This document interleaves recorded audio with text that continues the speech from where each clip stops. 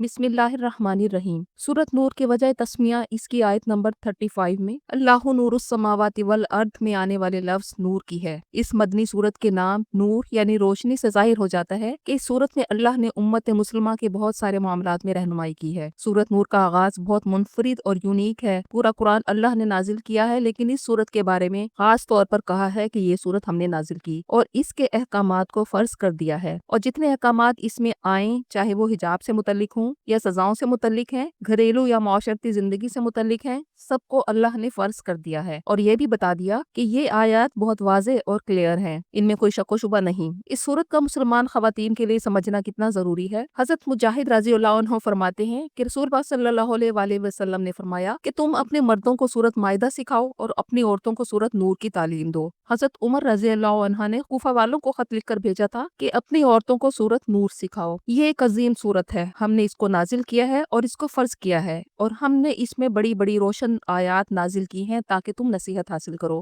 سورت نور کی دوسری آیت میں ہی غیر شادی شدہ زانی مرد اور عورت کے لیے 100 کوڑے مارنے کی حد بتا دی گئی، اور یہ بھی بتا دیا گیا ہے کہ یہ اللہ کے دین اور شریعت کا معاملہ ہے، اس میں قرابت داری، انسانی ہمدردی یا فطری نرم دلی آڑے نہ آئے، اور ساتھ یہ بھی بتا دیا گیا کہ یہ سزا کھلے عام پبلک میں دی جائے، یعنی لوگ اس سزا کے عمل کو براہ راست دیکھیں تاکہ یہ دوسروں کے لیے باعث عبرت ہو، اور زانی مرد کے لیے روا نہیں کہ وہ کسی پاک دامن عورت سے نکاح کرے، بلکہ اسے چاہیے کہ وہ اپنے ہی جیسی بدکار یا مشرک عورت سے نکاح کرے، اور جو لوگ پاک دامن عورتوں پر زنا کا الزام لگائیں اور پھر 4 گواہ بھی نہ لا سکے تو اس بہتان لگانے کی سزا کے طور پر انہیں 80 کوڑے لگائے جائیں، اور آئندہ ان کی گواہی بھی قبول نہ کی جائے، لیکن جو توبہ کر لیں اور اپنی اصلاح کر لیں تو سزا کے بعد ان کی گواہی کے ناقابل قبول ہونے کی کنڈیشن ختم ہو سکتی ہے۔ اور اگر کوئی اپنی بیوی پر زنا کا الزام لگائے اور اس کے پاس سوائے اس کی اپنی ذات کے اور کوئی گواہ بھی نہ ہو تو وہ اللہ کی قسم کھا کر 4 بار گواہی دے اور یہ دعویٰ کرے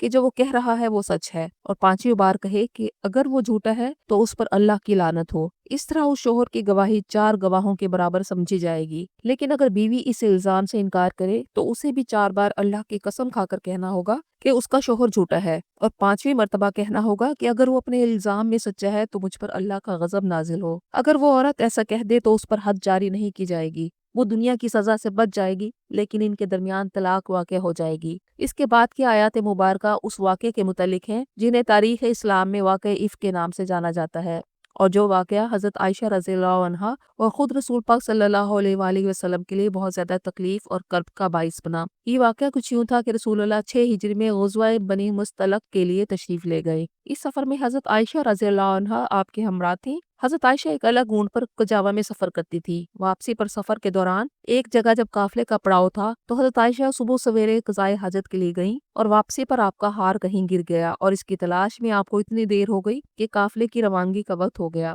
جن لوگوں کو آپ کا کجاوا اونٹ پر باندھنے اور اتارنے کی ذمہ داری دی گئی تھی انہوں نے سمجھا آپ اندر موجود ہیں۔ آپ کیونکہ دبلی پتلی تھیں اس لیے انہیں کجاوا یا ہودج اٹھاتے ہوئے یہ اندازہ نہیں ہوا کہ آپ اس میں نہیں ہیں، اور قافلہ کوچ کر گیا۔ جب آپ پڑاؤ کی جگہ واپس آئیں تو دیکھا قافلہ روانہ ہو چکا ہے، تو آپ نے یہ مناسب سمجھا کہ وہیں بیٹھ کر انتظار کر لیں تاکہ لوگوں کو جب میرے بارے میں پتہ چلے کہ میں ہودج میں نہیں ہوں تو وہ مجھے تلاش کرتے ہوئے واپس اس جگہ پہنچ جائیں۔ آپ وہیں بیٹھ گئیں اور آپ کو نیند آ گئی۔ اس زمانے میں سفر کے دوران ایک شخص قافلے کے پیچھے سفر کرتا تھا تاکہ اگر کوئی پیچھے رہ گیا ہو تو وہ اس کی مدد کر سکے۔ اس سفر کے دوران یہ ذمہ داری صحابی رسول حضرت صفوان بن معطل کی تھی۔ جب آپ پڑاؤ کی جگہ پر آئے اور ام المومنین حضرت عائشہ کو سوتے پایا تو آپ کو پہچان گئے، کیونکہ حجاب کا حکم نازل ہونے سے پہلے انہوں نے آپ کو دیکھا ہوا تھا۔ حضرت صفوان نے اونچی آواز میں انا للہ و انا الیہ راجعون پڑھا تو حضرت عائشہ کی آنکھ کھل گئی۔ حضرت صفوان نے اپنا اونٹ آپ کے سامنے بٹھا دیا تو آپ اس پر سوار ہو گئی، اور وہ آپ کو لے کر قافلے میں پہنچے تو عبداللہ بن ابی نے نعوذ باللہ آپ پر تہمت لگا دی۔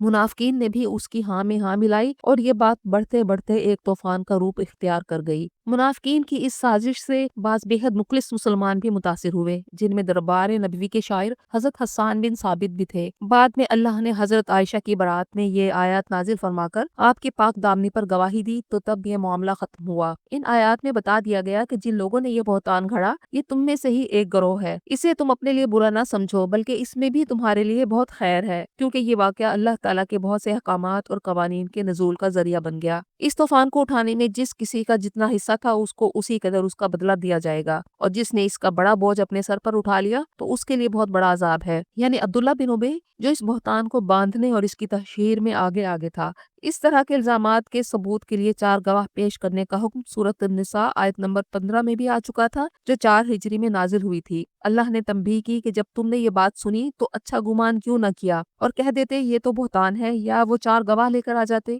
4 گواہوں کی عدم موجودگی کی بنا پر وہ لوگ جھوٹے ہیں۔ اللہ نے تنبیہ کی اگر تم پر دنیا اور آخرت میں اللہ کا فضل اور اس کی رحمت نہ ہوتی تو اس معاملے کے باعث جس کا تم نے چرچا کیا تھا اور تم ایسی باتیں کہہ رہے تھے جس کا تمہیں خود علم نہیں تھا، اللہ کا تم پر بڑا عذاب پڑتا۔ تم اسے معمولی سمجھ رہے تھے جبکہ یہ بات اللہ کے نزدیک بہت بڑی تھی۔ یعنی کسی بھی مسلمان خاتون پر اس طرح کی تہمت لگا دینا بہت بری حرکت ہے، کہاں یہ کہ وہ ام المومنین زوجہ رسول پر لگائی جائے۔ اور اللہ نے تنبیہ کی کہ جب تم نے یہ سنا کہ تم نے یہ کیوں نہیں کہا کہ ہمارے لیے یہ جائز نہیں ہے کہ ہم ایسی بات زبان پر لائیں، بلکہ تم یہ کہتے کہ اے اللہ پاک یہ بہت بڑا بہتان ہے، اگر تم مومن ہو تو دوبارہ کبھی ایسی حرکت نہ کرنا۔ یہ بات اللہ تمہارے لیے اپنی آیات میں بتا رہا ہے، وہ جاننے والا ہے اور حکمت والا ہے۔ اور جو لوگ چاہتے ہیں کہ مسلمانوں میں بے حیائی کی تشہیر کرے ان کے لیے دنیا اور آخرت میں دردناک عذاب ہے۔ اس کے بعد کہا جا رہا ہے کہ اے اہل ایمان شیطان کے نقش قدم پر نہ چلو، جو کوئی شیطان کی پیروی کرے گا تو شیطان تو اسے بے حیائی اور برائی کا ہی حکم دے گا۔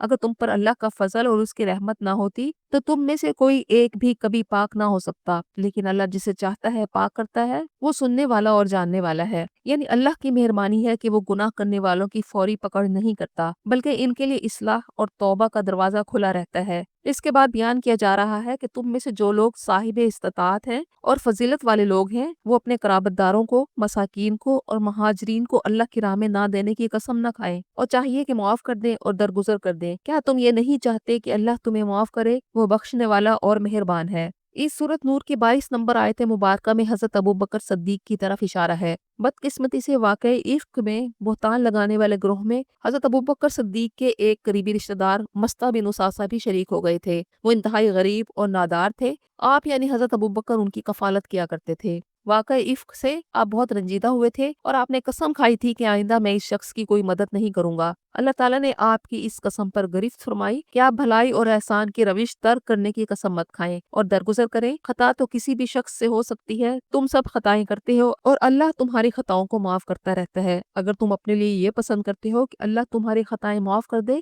تو پھر تمہیں بھی چاہیے کہ تم دوسروں کی خطاؤں کو معاف کر دیا کرو۔ یہ آیت سنتے ہی حضرت ابوبکر نے کہا، کیوں نہیں، اللہ کی قسم، اے ہمارے پروردگار، ہم یہ ضرور پسند کرتے ہیں کہ تو ہمیں معاف فرما دے۔ اس کے بعد وعید سنا دی گئی ان لوگوں کے لیے جو معصوم عورتوں پر تہمت لگاتے ہیں کہ ان کے لیے دنیا اور آخرت میں لعنت ہے اور ان کے لیے بڑا عذاب ہے۔ جس دن ان کی زبانیں، ان کے ہاتھ اور پاؤں جو عمل وہ کرتے تھے اس کے بارے میں ان کے خلاف گواہی دیں گے، اور جس دن اللہ ان کو پورا بدلہ دے گا اور وہ جان لیں گے کہ اللہ ہی حق ہے۔ گویا روز آخرت انسان کے اعضاء اس کے تابع نہیں رہیں گے، بلکہ اللہ کے حکم سے اس کے خلاف گواہ بن کر اس کے گناہوں کی تفصیل بیان کریں گے۔ اس کے بعد ایک اخلاقی تعلیم دی گئی کہ ناپاک عورتیں ناپاک مردوں کے لیے ہیں اور ناپاک مرد ناپاک عورتوں کے لیے ہیں۔ پاک باز عورتیں پاک باز مردوں کے لیے اور پاک باز مرد پاک باز عورتوں کے لیے ہیں۔ یہ لوگ ان باتوں سے بری ہیں جو لوگ کہتے ہیں، ان کے لیے مغفرت اور رزق کریم ہے۔ اگلی آیات 27 سے 34 تک میں ایسے معاشرتی احکامات دیے گئے ہیں جو ایک صاف ستھرا انسانی معاشرہ قائم کرنے کے لیے بنیاد فراہم کرتے ہیں۔ گھر کی 4 دیواری کے تقدس کو ملحوظ رکھنے کے لیے یہ تاکید کی جا رہی ہے کہ کسی کو کسی دوسرے کے گھر میں اس کی رضامندی اور اجازت کے بغیر داخل ہونے کی اجازت نہیں ہے۔ اجازت لینے کا طریقہ بھی بتا دیا کہ ملاقات کے لیے آنے والا شخص دروازے کے باہر سے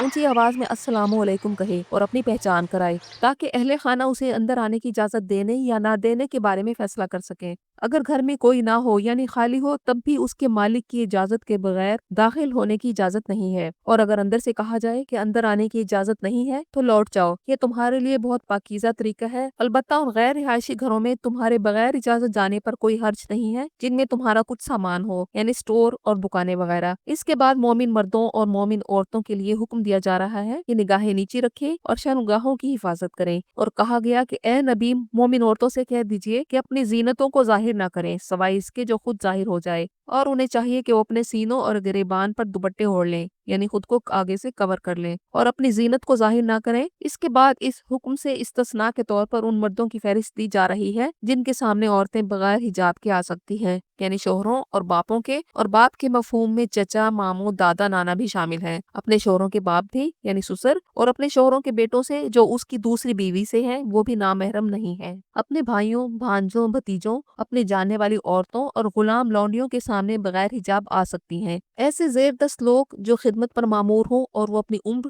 یا محکومی یا اپنے غلامی کی وجہ سے گھر کی خواتین کے متعلق کوئی بری نیت نہ دل میں لا سکے اور نابالغ لڑکوں کے سامنے بھی بغیر حجاب کے آ سکتی ہیں، اور خواتین کو کہا گیا کہ وہ اس انداز سے نہ چلیں کہ ان کی زینتیں ظاہر ہوں، اور اے ایمان والو اللہ سے توبہ کرو تاکہ تم فلاح پاؤ۔ اگلی آیت نمبر 32 میں ایک بہت اہم حکم دیا جا رہا ہے کہ جو بیوہ ہو جائیں ان کا نکاح کر دیا کرو، اور تمہارے غلاموں اور باندیوں میں سے جس کے کردار کے بارے میں تمہیں اعتماد ہو ان کے آپس میں نکاح کر دیا کرو، اگر وہ تنگ دست ہوں گے تو اللہ اپنے فضل سے انہیں غنی کر دے گا، وہ بہت وسعت والا اور جاننے والا ہے۔ یعنی اپنی غربت اور تنگ دستی کو نکاح کے راستے کی رکاوٹ نہ سمجھو، اللہ نکاح کے بعد اپنے فضل سے رزق کا کوئی نہ کوئی نیا دروازہ کھول دے گا۔ لیکن جو لوگ نکاح کرنے کی بالکل استطاعت نہ رکھتے ہوں، یعنی نہ مہر ادا کرنے کے قابل ہوں، نہ کوئی روزی کا ذریعہ ہو یا رہائش کے لیے کوئی جگہ ہو، تو وہ اپنے آپ کو بچائے رکھیں اور اپنی عفت کی حفاظت کریں یہاں تک کہ اللہ انہیں اپنے فضل سے غنی کر دے۔ اسلام سے پہلے انسانوں کو غلام رکھنے کا صدیوں پرانا رواج تھا۔ قرآن نے ہر وہ راستہ کھولنے کا اہتمام کیا ہے جس سے بتدریج غلاموں کو آزادی میسر آئے اور غلامی کا خاتمہ ہو۔ اس آیت میں آقا اور غلام کے درمیان آزادی کے معاہدے کا ذکر ہے جو غلام کی خواہش اور آقا کی رضامندی سے طے پاتا تھا کہ اگر آقا اپنے غلام کو آزاد کر دے تو وہ مقررہ مدت تک طے شدہ رقم اپنے آقا کو معاوضے کے طور پر دے گا۔ لہٰذا اگر تم میں سے کسی کو اپنے غلام پر اعتماد ہو کہ وہ معاہدہ یعنی یہ ایگریمنٹ پورا کرے گا اور بھاگے گا نہیں، تو نہ صرف اس سے ایگریمنٹ کرو بلکہ اس کی اللہ کے دیے ہوئے مال میں سے زیادہ مالی مدد کرو تاکہ وہ جلد از جلد مقررہ رقم ادا کر کے آزاد ہو سکے۔ اسلام سے پہلے عرب معاشرے میں یہ بھی رواج تھا کہ باندیوں سے پیشہ کرواتے تھے اور اس سے حاصل ہونے والی آمدنی خود کھاتے تھے، اس لیے منع کر دیا گیا کہ دنیاوی فائدے کے لیے انہیں بدکاری پر مجبور نہ کرو جبکہ وہ خود پاک رہنا چاہتی ہوں، اور جو اپنی باندی کو بدکاری پر مجبور کرے گا تو اس باندی کی مجبوری کے باعث اس کے گناہ تو معاف فرما دے گا اور گناہ کرانے والا مجرم ہوگا۔ اور اللہ کہتا ہے کہ ہم نے یہ روشن آیات نازل کر دی ہیں جن میں سے تم سے پہلے والے لوگوں کے حالات بھی بیان کر دیے ہیں،